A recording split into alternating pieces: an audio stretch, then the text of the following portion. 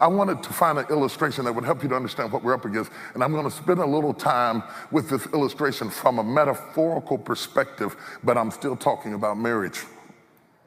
I was asked in an interview recently, what is the most amazing thing that happened to you in your life? What are you most proud of, your greatest accomplishment, or what do you own that you're the most excited about? I think the reporter wanted me to say, I owned a yacht, but I don't. And I think she wanted to say, that I own some place in Paris, but I don't. And so I didn't have anything like that. I said, I thank God most of all the things in my life for the experiences I've had while traveling.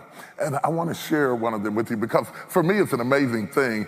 My parents traveled by reading books. But for me, I got to go places that my mother only read about, that my father only read about. And every time I went somewhere, I learned something that broadened my perspectives and increased my intelligence and gave me greater metaphors to understand human behavior. And I'm going to share one of them with you now.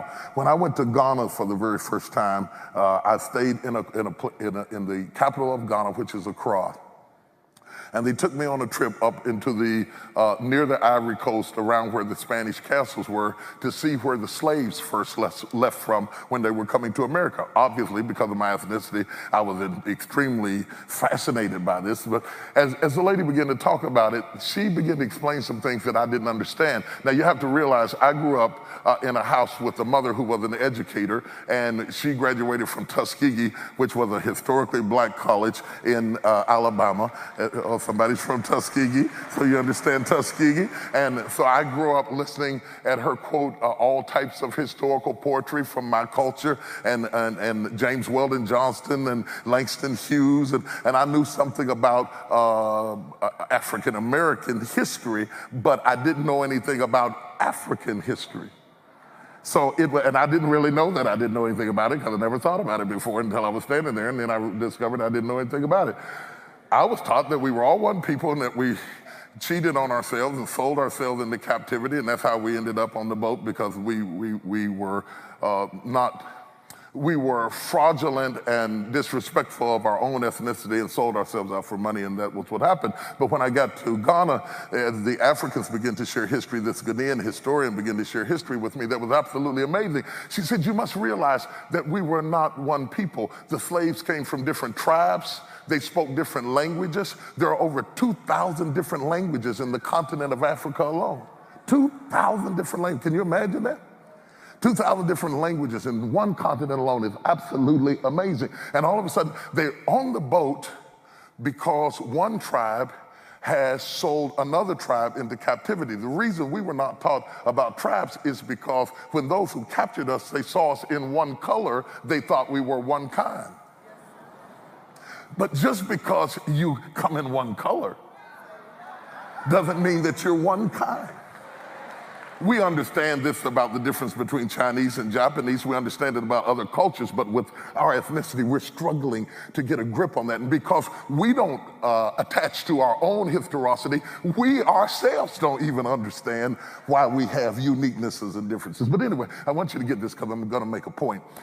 There they are on the boat, in the ship, in the bottom of the ship, with people who were enemies yesterday, from different cultures, practicing different religions, speaking different languages, sailing to a different place, trying to become one people, and yet they were from two completely different worlds. Can you imagine what it would be like to be on the boat with somebody you can't talk to, captured by somebody who thinks you're one people, and you're trying to make it to the other side, and you can't even communicate with each other.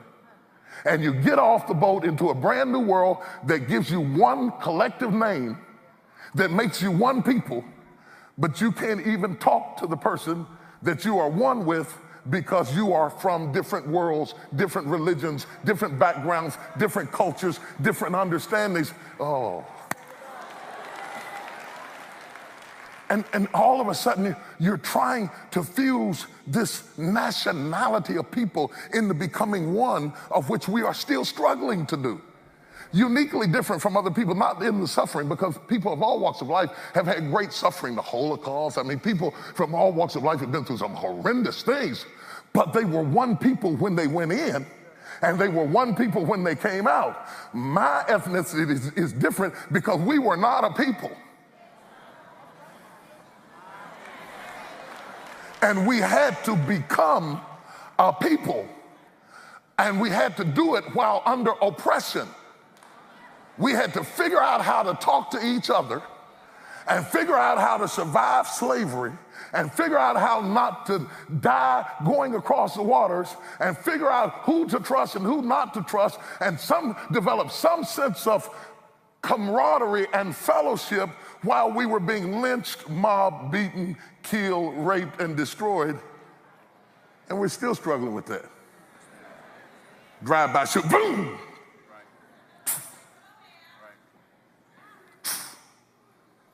Shooting myself, burning up my own neighborhood. I'm angry. I'm trying to make something connect that wasn't connected. You understand that? Yes, sir. Understand this. The same thing that happened on the boat happens in your house when you get married. Oh yeah, you speak the same language outwardly. Generally, you speak the same language. Language is important to culture. So you perhaps married somebody who speaks English, or if you're Hispanic, you married somebody who speaks Spanish, or what have you, or maybe you didn't, maybe you crossed over. But let me tell you, even if you speak the same language, it doesn't mean that you mean the same things by the words you say. So you start saying things, I want us to have a happy marriage. And you say, oh, baby, baby, baby, I do too. But what she means by a happy marriage and what you mean by a happy marriage is two different languages, because she brings her background, her family ideology into her definition of a good marriage, and you bring yours, and generally they are not the same. And while you're trying to figure out how to speak the same language, you also are trying to do it while you're dealing with bills and rent and car payment and pressure and stress and trauma, and you've got a taskmaster, and you've got a slave master, and you've got a whip on your hind end beating you across the head, and people down the street are being lynched, and somebody lost their house, and somebody went bankrupt, and somebody's mother's got cancer, and somebody's child died, and all of this while you're trying to figure out who is your partner. And how do I talk to you? And how do I get the benefit of our collective strengths when I don't understand your language?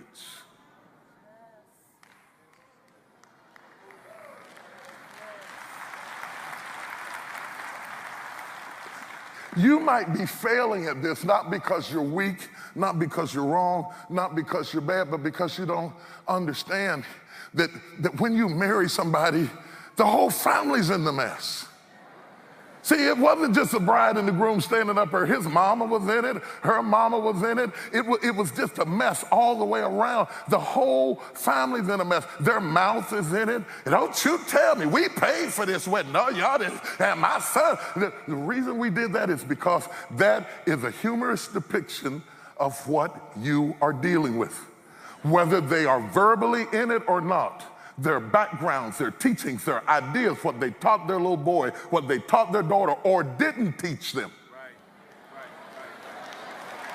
Or didn't teach them, it's all in the house.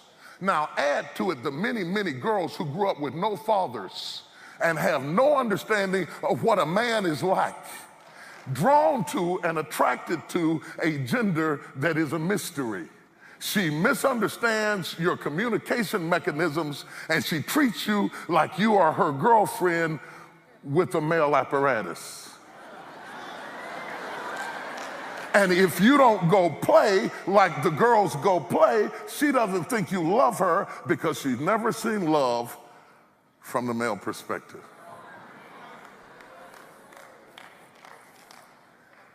And the pressure keeps mounting because you're on the boat with somebody who is culturally different, even if you're from the same ethnicity. I'm talking about family cultures. And you're speaking a different language, and the taskmaster's saying, get it right, get it right, get it right. And you're having to hurry and get it together, and you don't have long. And so you only got a couple of hours of waking time to talk. you're in a rush. The pressure is mounting. And when the pressure mounts, marriages explode.